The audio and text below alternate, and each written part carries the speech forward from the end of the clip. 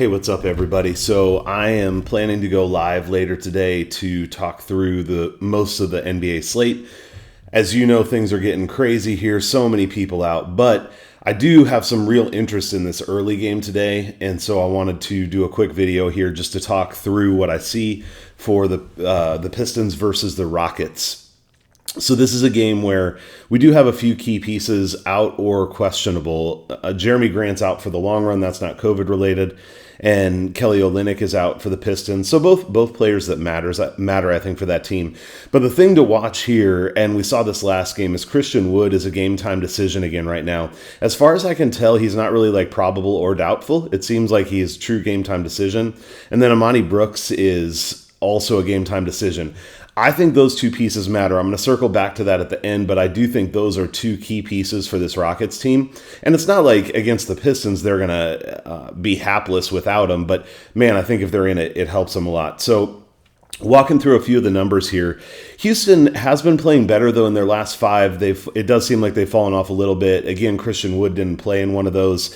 They've had a couple bad offensive performances. One of those, they scored 89 points against Cleveland, and the other 106 against the Memphis Grizzlies, who we know have been like one of the best defenses in the NBA lately. So I don't know that you can fault them too bad for that. And then in the other three of their last five away, they still scored 132, 114, and 135. So I don't think we should have too much trouble in terms of scoring from the Rockets here today.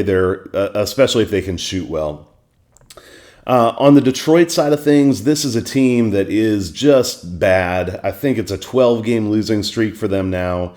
At home, they've scored 106, 103, 92. They did have a 116 in there, but kind of an anomaly. This is a team that is not scoring over 110 most of the time. And a reminder here with Jeremy Grant out that their defensive rating is about 5 points worse. So they don't do much on offense, and now they're a worse defensive team, at least for now with him out.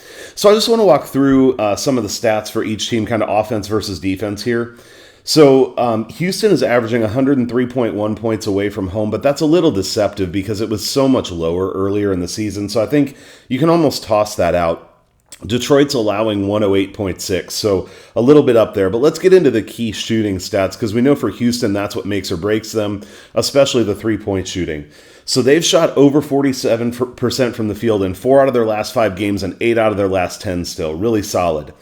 Detroit allows 47.3% on average from the field at home, and they've allowed over 47% in 4 out of their last 5. So this key number looks like Houston should be able to hit it. The other key number is shooting 32% or better from three-point range. Houston's done that in 4 out of their last 5 and 9 out of their last 10. So they're doing this on a really consistent basis. They have a lot of guys who are capable of filling it up from 3. On the Detroit side, they allow 38.1% from 3 at home. That's pretty terrible. And they've allowed over 32% in 4 out of the last 5. So again, Houston could have a bad shooting night at any point, but it looks positive for them to hit these key numbers that they need to hit. On the other side of the ball, Detroit offensively, they score 100.9 points a game at home. Really not good. They shoot 40.8% from the field at home.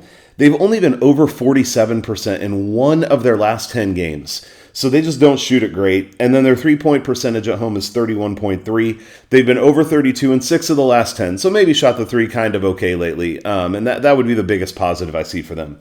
On the defensive side of the ball, this is where we have to be a little bit careful. I think Houston has not been good. They've had a defensive rating of 113 or worse in 5 out of their last 5 games and 8 out of the last 10.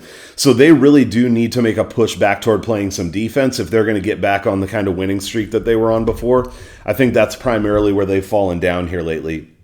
They've allowed 114.4 points a game away.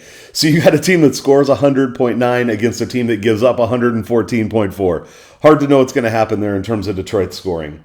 They give up 47.5% from the field away from home and 34.4% from three-point range. So neither of these teams is great defensively. Detroit is bad offensively, and Houston can be very good offensively. So that's kind of where I think all that stuff leaves us. In terms of looking at the trends for this game, again, I'm trying to do a little bit better job of that. So there is a lot here that favors the over. The over is 16-5 with Detroit as a home favorite, which they are a small home favorite today. There were a number of other trends that point that way as well. I'm a little disappointed I didn't grab this earlier because I think it opened around 216 or 216 and a half, and now it's up to 218 and a half, I believe. Just getting a little bit rich for me, especially I know Houston's bad on defense, but Detroit scoring just over 100 points a game, that just feels like too much of a stretch. So if the teams get off to a slow start and this number can drop down to the like 205 to 207 range, it is something I'd be interested in live, and I'll keep an eye on that.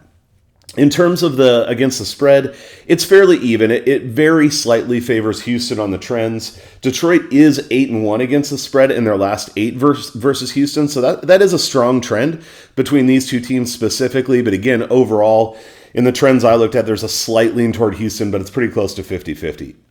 So here's where I'm at with this game. It feels like it should be a good spot for Houston because they should be able to get their shots off that they need to hit in order to have the kind of game they've been having. I think if Wood and Brooks play, I think I kind of, drop the hammer. Whatever, it's probably a couple units for me if those two play on Houston here. And then if they don't play, I still lean in that Houston direction a little bit. It would just be with a little bit less confidence. So it is a game that I'm interested in. And again, I am interested potentially in that over live as well. If you see other stuff you like and that fits with what you're seeing, maybe you still like the over at 218 and a half pregame. So that's what I'm thinking about this game. Would love for you to leave any comments. Let me know what you're thinking. And then I will hopefully see you this afternoon to go over the rest of the slate. Have a good morning.